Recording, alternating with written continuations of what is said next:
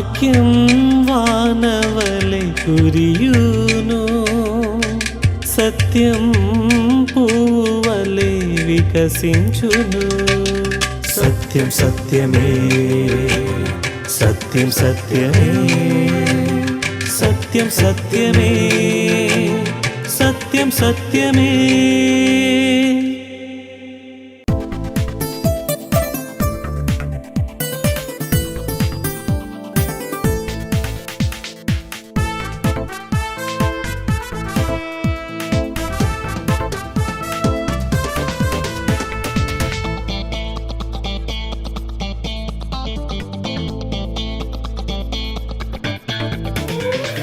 జీవితమనే మజిలీలో యేసయ్యలోనే ఉంది మజా, అసలైన మజా, నిజమైన మజా. జీవితమనే మజిలీలో యేసయ్యలోనే ఉంది మజా, అసలైన మజా, నిజమైన మజా. ఉన్నవాడు అనువాడు ఎల్లకాలం బులతోడు, మాట తప్పని మహారాజు, మార్పులేని దేవుండు. నా యేసయ్య మన యేసయ్య, అందరి యేసయ్య. నా యేసయ్య మన యేసయ్య, అందరి యేసయ్య.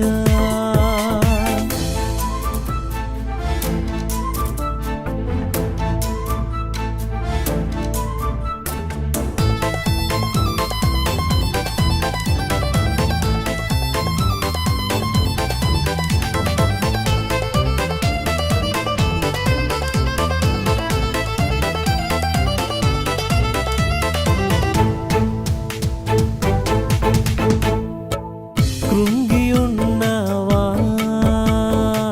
కుమిలి ఉన్నావా, కరకు నేలపై కూలి ఉన్నావా. కృంగి ఉన్నావా, కుమిలి ఉన్నావా, కరకు నేలపై కూలి ఉన్నావా. కనికరించే యేసయ్యా, కరుణ హస్తము చాపనుగా. చింత ఎందుకు ఓనేస్తావు, అందుకో మరి ప్రభు హస్తం. నా నేస్తమా యేసుని నమ్ముమా, చింతను వీడుమా. నా నేస్తమా యేసుని నమ్ముమా, చింతను వీడుమా. జీవితమనే మజిలీలో యేసయ్యలోనే ఉంది మజా, అసలైన మజా, నిజమైన మజా.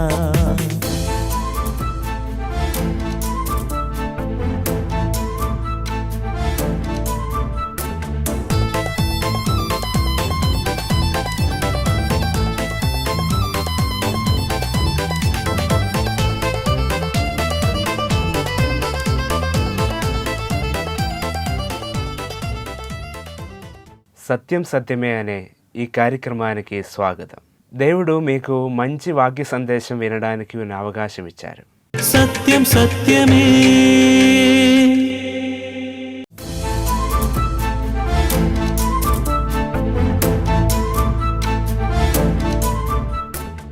మన ప్రభువును మన రక్షకుడైన యేసుక్రీస్తు వారి అతి శ్రేష్టమైన నామంలో అందరికీ శుభాభివందనములు తెలియజేస్తూ ఉన్నాను.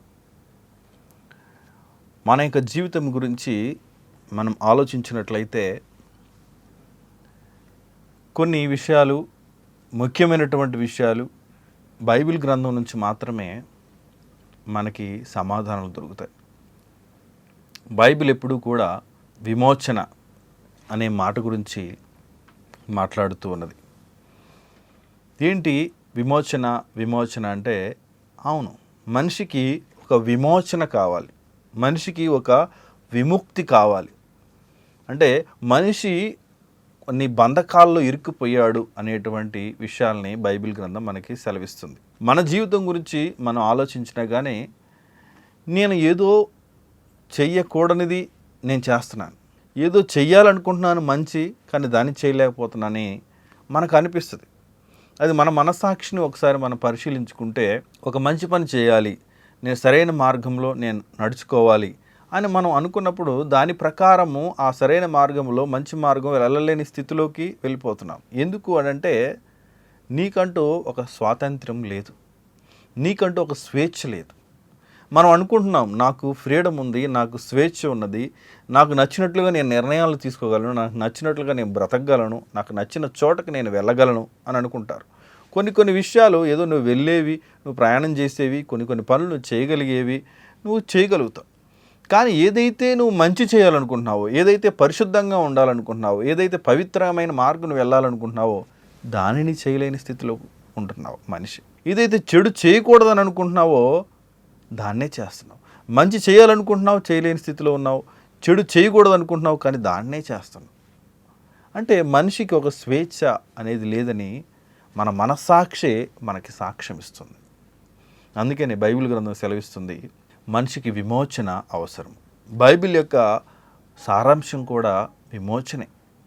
మెయిన్ థీమ్ అంతా కూడా విమోచన మీదే జరుగుతూ ఉంటుంది. అంటే మనిషికి విమోచన కావాలి, మనిషికి విముక్తి కావాలి. మరి నన్ను విడిపించేవారు ఎవరు, నాకు విముక్తిని దయచేసేవారు ఎవరు అని అంటే బైబిల్ గ్రంథంలో యేసు క్రీస్తే మనకి విమోచకుడు అని రాయబడ్డది. ఆయన ద్వారా మాత్రమే మనకి విమోచన కలుగుతుంది అనేటువంటి విషయాలని బైబిల్ గ్రంథంలో మనం చూస్తాం. ఏంటి మరి నాకు విమోచన కలిగితే నా జీవితం మారుతుందా అంటే బైబిల్ గ్రంథంలో విశ్వాసులైనటువంటి వ్యక్తులకి ఒక దేవుని సేవకుడు వారికి గుర్తు చేస్తూ, జ్ఞాపకం చేస్తూ కొన్ని విషయాలు రాశాడు. విమోచన ద్వారా ఏం జరుగుతుంది, మనకి జీవితంలో ఎట్లాంటి మార్పులు వస్తాయి, ఆ విమోచన వలన నిజంగా క్రీస్తుని అంగీకరించడం వలన నా జీవితంలో మార్పులు వస్తాయా అంటే వస్తాయి. ఆయన నిన్ను విమోచిస్తాడా అంటే విమోచిస్తాడు. ఆ మార్పులు కూడా నీలో కనిపిస్తాయి. ఆ జీవితం ఎలా ఉంటుంది, నువ్వు ఎలా విమోచింపబడతావు అనేటువంటి మాటలు కూడా ఇక్కడ రాయబడ్డాయి. పేతురు రాసినటువంటి మొదటి పత్రికలో మొదటి అధ్యాయంలో 18-19 వచనాలు మనం చదివితే చాలా ముఖ్యమైనటువంటి విషయాలు ఇక్కడ అర్థమవుతాయి. అట్లనే ఆ అధ్యాయం చివరి వరకు 24వ వచనం వరకు కూడా ఈ యొక్క ముఖ్యమైన విషయాలు రాయబడ్డాయి. 18వ వచనంలో చెప్పబడిన ఒక విషయాన్ని నేను చదువుతాను. పితృ పారంపర్యమైన మీ వ్యర్థ ప్రవర్తనను విడిచిపెట్టునట్లుగా వెండి బంగారముల వంటి క్షయ వస్తువుల చేత మీరు విమోచింపబడలేదు, అమూల్యమైన రక్తము చేత, అనగా నిర్దోషమును నిష్కలంకమును అగు గొర్రెపిల్ల వంటి క్రీస్తు రక్తము చేత విమోచింపబడితురని మీరు ఎరుగుదురు గదా. అంటే చెప్పబడుతున్నటువంటి విషయం, మీరు క్షయ వస్తువుల చేత విమోచింపబడలేదు, వెండి బంగారముల వంటి క్షయ వస్తువుల చేత మీరు విమోచింపబడలేదు. అంటే we were not redeemed by the corrupted things. అంటే నశించిపోయేటువంటి ఆ వెండి బంగారము క్షయ వస్తువుల చేత మనం విమోచింపబడలేదు అనే విషయాన్ని మనము గ్రహించాలి అని విశ్వాసులకి దేవుని సేవకుడు చెప్తున్నాడు. అంటే ఇక్కడ ఉన్నటువంటి విశ్వాసులు వారు చెదిరిపోయి వేరే ప్రాంతాల్లో వాళ్ళ జీవనం కొనసాగిస్తూ ఉన్నారు. వారు ప్రభువును అంగీకరించినటువంటి వ్యక్తులు. వారికి జ్ఞాపకం చేస్తున్నాడు, మీరు ఈ లోక సంబంధమైనటువంటి క్షయ వస్తువుల చేత మీరు మీ యొక్క హృదయము ఆ పాప బంధకాల నుంచి విడిపింపబడలేదు. అసలు అది జరిగే పనే కాదు. అందుకనే మన బైబిల్ గ్రంథంలో చూసినట్లయితే చాలామంది బలులు అర్పించినట్లుగా మనకు కనిపిస్తుంది. అంటే గొర్రెలను, మేకలను, ఎడ్లను. సో ఈ రకంగా వాళ్ళు బలులు అర్పించినప్పుడు వారి యొక్క దోషాలని, వారి యొక్క పాపాలని దేవుడు క్షమిస్తూ వచ్చాడు. అంటే వాటిని కూడా ఏమని చెప్తూ ఉన్నారంటే అవి పూర్ణమైనటువంటి ఆ యొక్క విమోచనను అనుగ్రహించలేదు, సంపూర్ణమైనటువంటి రక్షణను లేకపోతే పాప విమోచనను మనకి అవి అనుగ్రహించలేదు అని బైబిల్ గ్రంథంలో హెబ్రీలకు రాసినటువంటి పత్రికలో మనం చదువుతాం. అంటే పూర్ణ విమోచనను అవి కలుగ చేయట్లేదు, మనకి క్షమాపణను మాత్రమే అనుగ్రహిస్తూ ఉన్నాయి.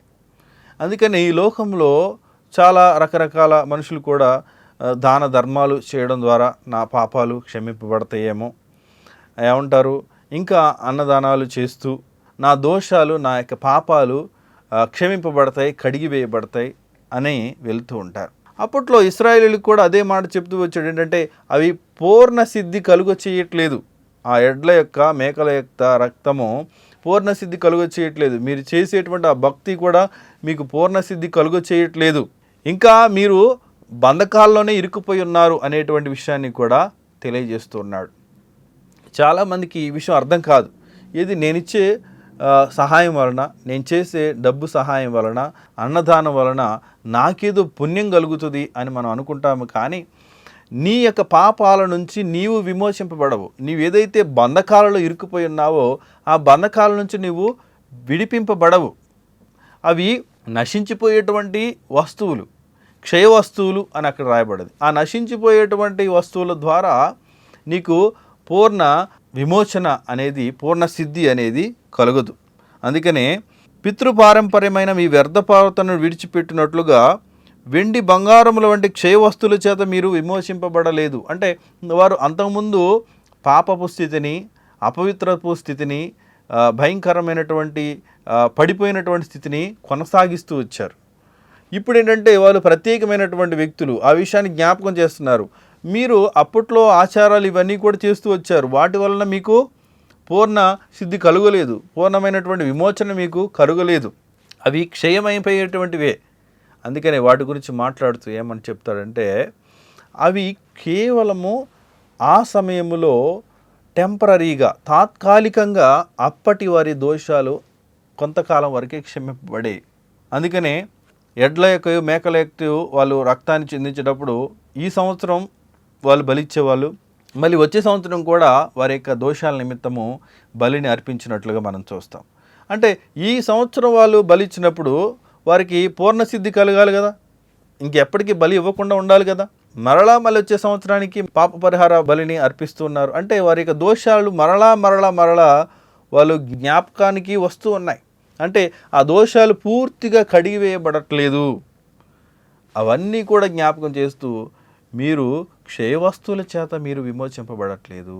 మనము మన యొక్క క్షయ వస్తువుల చేత మనం ఏదో వస్తువులు ఇచ్చి, మనం ఏదో దాన ధర్మాలు చేసి, మనం ఏదో మాత్రాన మనకి విమోచన, ఏదైతే బంధకాల్లో ఇరుక్కుపోయామో ఆ బంధకాల నుంచి స్వేచ్ఛ అనేది రాదు. అది మొదటి విషయాన్ని మనం గ్రహించాలి. రెండో విషయం ఏంటంటే, ఇదే 1 పేతురు 1వ అధ్యాయము 19వ వచనంలో, అమూల్యమైన రక్తము చేత అనగా నిర్దోషమును నిష్కలంకమునకు గొర్రెపిల్ల వంటి క్రీస్తు రక్తము చేత విమోచింపబడితిరని మీరు ఎరుగుదురు కదా. అంటే అమూల్యమైనటువంటి నిర్దోషము నిష్కలంకమునకు గొర్రెపిల్ల వంటి క్రీస్తు రక్తము చేత మనము విమోచింపబడ్డామనే విషయాన్ని విశ్వాసులకి జ్ఞాపకం చేస్తున్నారు. ఇదేంటి యేసు రక్తం అంటే యేసు రక్తాన్ని ఆయనకి వెళ్ళి నా పాపాలు క్షమించు ప్రభు, నీ రక్తంలో కడుగు ప్రభు అని మనం ప్రార్థన చేస్తూ ఉంటాం. సో క్షమించమంటే చాలు, ఆయన మన పాపాలను క్షమిస్తాడు. రక్తంలో కడగడం అంటే ఆయన దగ్గర ఎంత రక్తం ఉంది అన్నట్లుగా ఆలోచిస్తూ ఉంటారు. అంటే అదొక తప్పుడుగా వక్రీకరించేటువంటి విషయం. అంటే స్పిరిచువల్గా ఏంటంటే, ఆయన తన రక్తం అంటే తన ప్రాణాన్ని అర్పించి మన యొక్క పాపం నిమిత్తం ఆయన పాప పరిహారార్థిగా బలిగా అర్పింపబడ్డాడని దాని అర్థం. అయితే మన పాపాలను క్షమించమని ప్రభు దగ్గరికి వెళ్ళి అడిగినప్పుడు మన యొక్క పాపాలను క్షమించి మనకి పూర్ణ సిద్ధి కలుగజేస్తాడనమాట. పూర్ణ సిద్ధి అని అంటే ఇంకెప్పుడూ కూడా బలి ఇచ్చేటువంటి పని లేకుండా ఆయన సంపూర్ణమైనటువంటి విమోచనను ఆయన మనకు దయచేస్తాడు. ఏంటి ఈ యొక్క పూర్ణ సిద్ధి అని అంటే, హెబ్రీలకు రాసినటువంటి పత్రికలో చాలా విషయాలు రాయబడ్డాయి. మీరు అప్పుడు అర్పించినటువంటి ఆ బలులు, మీరు చేసినటువంటి ఆ యొక్క విధానము, వీటన్నిటి ద్వారా మీకు పూర్ణసిద్ధి కలగట్లేదు. కానీ క్రీస్తు రక్తము ఏం చేస్తుంది అంటే, మీ యొక్క మనస్సులను సహితము శుద్ధి చేస్తూ ఉన్నది అని అక్కడ రాయబడ్డది. ఎడ్ల యొక్క, గొర్రెల యొక్క, మేకల యొక్క రక్తము మీకు అప్పటి వరకు తాత్కాలికంగా ఆ పాపాలకి క్షమాపణని ఇస్తూ ఉన్నది, కానీ సంపూర్ణ సిద్ధి కలుగచేయట్లేదు. కానీ క్రీస్తు రక్తము, ఆయన గొర్రెపిల్ల వలె మన కోసం అర్పింపబడినప్పుడు, ఆయన యందు మన విశ్వాసం ఉంచినప్పుడు ఆ యొక్క రక్తము అంటే ఆయన యొక్క ప్రాణము మన యొక్క పాపాలని ఆయనన్నీ కూడా మోసుకొని పోయి మరణించాడు మన నిమిత్తము. ఆయన విశ్వాసం ఉంచడం ద్వారా ఆ క్షమాపణ, విమోచనను, ఆ యొక్క పాపాలని కొట్టివేసి ఆ పాపాలను తుడిచివేస్తూ ఉన్నాడు. మన యేసుక్రీస్తు ప్రభు. దీనివల్ల ఏమవుతుందంటే ప్రభువుని మన హృదయంలోకి ఆహ్వానిస్తున్నాము, ఆయన మన మనస్సాక్షిని సహితము శుద్ధి చేస్తూ ఉన్నాడు. అందుకనే క్రీస్తుని అంగీకరిస్తే ఆ పాపాలు పోతాయా, నేను మారతానా అంటే అవును, నీ యొక్క మనస్సాక్షి శుద్ధి చేయబడుతుంది. నీవిచ్చే బలులు ఇవన్నీ కూడా, నీవు చేసేటువంటి దాన ధర్మాలు ఇవి నీ యొక్క మనస్సాక్షిని శుద్ధి చేయవు. నీ మనస్సాక్షిని సైతము అంటే నీవు తనని నీ యొక్క హృదయంలోనికి దేవుణ్ణి అంటే క్రీస్తుని ఆహ్వానించినప్పుడు ఆయన నీ యొక్క మనస్సాక్షిని సైతము శుద్ధి చేసి నీకు పూర్ణ విమోచన కలుగజేసి నీ జీవితాన్ని మార్పు చెందిస్తాడు. అందుకనే క్రీస్తుని అంగీకరిస్తే నా జీవితం మారుతుంది అని నువ్వు గ్రహించాలి. నా జీవితము మారింది, నేను ప్రభునందు ఆ విధంగా విశ్వాసం ఉంచడం ద్వారా అనేక మంది జీవితాలు మారాయి. కాబట్టి మీ హృదయాలలోకి ఎట్లయితే మీరు ప్రభుని అంగీకరించారో, ఆ నిర్దోషమైన క్రీస్తు రక్తం చేత మీరు విమోచింపబడ్డారు, ఆ విషయాన్ని జ్ఞాపకం చేసుకోండి అని ఇక్కడ దేవుని సేవకుడు, ఇక్కడ ఉన్నటువంటి పేతురు గారు వారికి లేఖ రాయడం జరిగింది. అందుకనే మీరు భయంకరమైనటువంటి వ్యర్థ ప్రవర్తనని, పాప భూయిష్టమైన వ్యభిచారము, చెడు అలవాట్లు ఇవన్నీ కూడా మీరు ఇంతవరకు కొనసాగిస్తూ వచ్చారు. కానీ ఇప్పుడు నిర్దోషమైన క్రీస్తు రక్తం చేత మీరు కడగబడ్డారు కాబట్టి మీ మనస్సాక్షిని సైతము ఆయన శుద్ధి చేస్తూ ఉన్నాడు. కాబట్టి మీ యొక్క జీవితంలో ఒక మార్పు రావాలి అని ప్రభు ఆశపడుతూ తనని ప్రేరేపించినట్లుగా మనం ఇక్కడ చూస్తూ ఉన్నాం. అంటే we were redeemed by the precious blood of Jesus Christ. Precious ప్రశస్తమైన క్రీస్తు రక్తం చేత విమోచింపబడ్డాము. ఇది రెండవ విషయం. కాబట్టి నీ యొక్క హృదయాలని సైతము, నీ యొక్క మనసాక్షిని సైతము మార్చగలిగేది క్రీస్తు యొక్క రక్తం. మరి ఈరోజే ఆ ప్రభుని నీ హృదయంలోకి ఆహ్వానించు.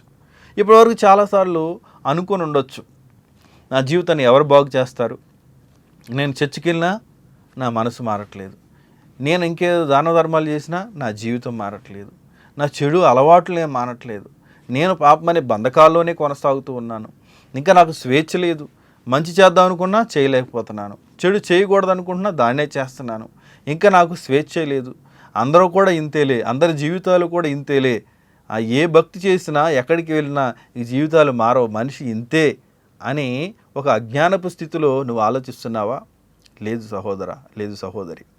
క్రీస్తుని హృదయపూర్వకంగా నీ హృదయంలోనికి ఆహ్వానించిన క్షణం నుంచి నీ దోషాలు ఒప్పుకొని అంగీకరించి క్రీస్తే నీ కోసం మరణించాడని నువ్వు అంగీకరించడం, విశ్వసించడం అనేది చాలా పెద్ద విషయం, చిన్న విషయంగా పరిగణించొద్దు.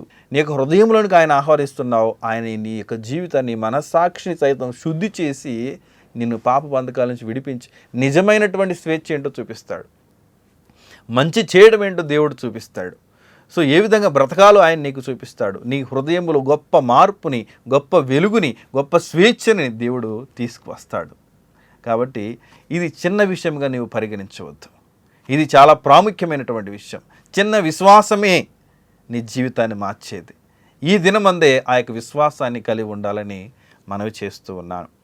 ఇంకొక మాట దైవ సేవకుడు చెప్తూ ఉన్నాడు ఏంటంటే, మనము 22వ వచనంలో, ఇదే పేతురు రాసిన మొదటి పత్రిక 1:22వ వచనంలో, మీరు క్షయ బీజము నుండి కాక శాశ్వతమగు జీవము గల దేవుని వాక్య మూలముగా అక్షయ బీజము నుండి పుట్టింపబడిన వారు గనుక నిష్కపటమైన సహోదర ప్రేమ కలుగునట్లు మీరు సత్యమునకు విధేయులవుట చేత మీ మనస్సులను పవిత్రపరచుకునే వారై ఉండి, తర్వాత దాన్ని కొనసాగిస్తున్నారు.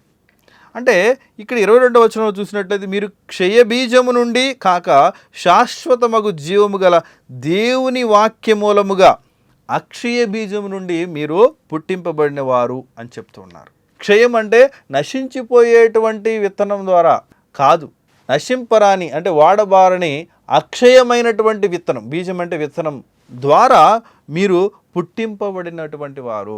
చూడండి, ఈ లోకంలో ఒక విత్తనం వేసామంటే మొక్కకు సంబంధించి అది ఏమవుతుంది, ఆ యొక్క విత్తనం వేసినప్పుడు ఆ విత్తనము చనిపోయి తర్వాత మొలకెత్తుతుంది. మొలకెత్తిన తర్వాత పెద్దగా మహావృక్షం అయిపోయి చక్కటి పండ్లను, పలహారాలను అన్నీ కూడా ఇస్తుంది. దాని వలన చక్కటి ఫ్రూట్స్ అనేవి లభిస్తాయి, మంచిదే. కానీ ఆ చెట్టు కూడా, ఆ బీజం విత్తిన తర్వాత ఆ చెట్టు కూడా మొలకెత్తి అన్ని ఫలాలు ఇచ్చిన కొన్ని సంవత్సరాలకి ఏమవుతుంది, ఆ చెట్టు కూడా నశించిపోతుంది. అందుకనే మీరు అక్షయ బీజం నుండి, అంటే నశించిపోయేటువంటి బీజం నుంచి మీరు పుట్టలేదు. ఆ నశించిపోయేటువంటి ఆ విత్తనం విత్తితేనే మంచి చెట్టు వచ్చి దాని నుంచి ఫలాలు అంటే ఫ్రూట్స్ వస్తాయి. అవి జామకాయలు అవ్వచ్చు, మామిడికాయలు అవ్వచ్చు, రకరకాల పండ్లు, యాపిల్ పండ్లు అవ్వచ్చు. ఈ పండి మంచి ఫ్రూట్స్ మనం తినడానికి చక్కగా ఉపయోగపడతాయి. కానీ ఒకరోజు అది నాశనం అవుతుంది. మీరు అట్లా క్షయమైనటువంటి బీజం నుంచి పుట్టింపబడినటువంటి వారు కాదు. మీరు అక్షయమైన అంటే నశించిపోని విత్తనము మీలో విత్తబడ్డది. ఏంటి ఆ విత్తనం అంటే క్రీస్తుని మీ హృదయంలోనికి ఆహ్వానించారు. క్రీస్తుని మీ హృదయంలోనికి ఆహ్వానించారు అంటే నశించని వాడబారని ఆ యొక్క జీవవాక్యాన్ని, యేసుక్రీస్తే దేవుడని, ఆయన్ని పాపాల కోసం మరణించాడనేటువంటి ఆ విషయాన్ని, ఆ వాక్యాన్ని మీ హృదయంలోనికి ఆహ్వానించారు. అది అక్షయ బీజము, అంటే నశించిపోయినటువంటి బీజము. తద్వారా మీరు తిరిగి జన్మింపబడ్డారు, మీరు తిరిగి పుట్టింపబడ్డారు. ఇప్పుడు మీలో ఒక స్పిరిచువల్గా ఆ ట్రీ అనేది గ్రో అవుతుంది.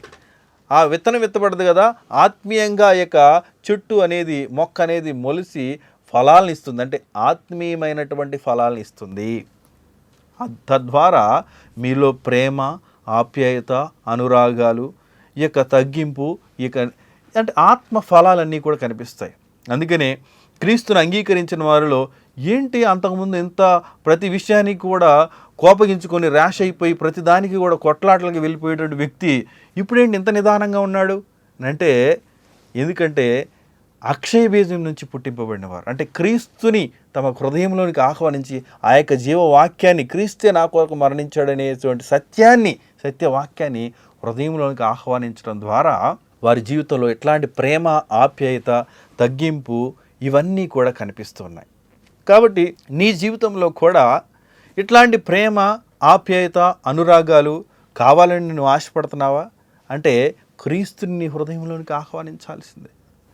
విశ్వాసులకి అదే జ్ఞాపకం చేస్తున్నాడు. ఇప్పుడు వాక్యం వింటున్నటువంటి ప్రియ సహోదరి, సహోదరుడా, నీవు కూడా ఈ యొక్క సత్యాన్ని గ్రహించాలి. చాలామంది ప్రేమలు ఎదగాలని, కుటుంబంలో నెమ్మది, సమాధానం, సంతోషం కావాలని ఆశపడుతూ ఉంటారు. వారి యొక్క మార్గాల్లో వారు ధ్యానాలు చేస్తూ ఉంటారు, ఇంకేదో ఆసనాలు చేస్తూ ఉంటారు.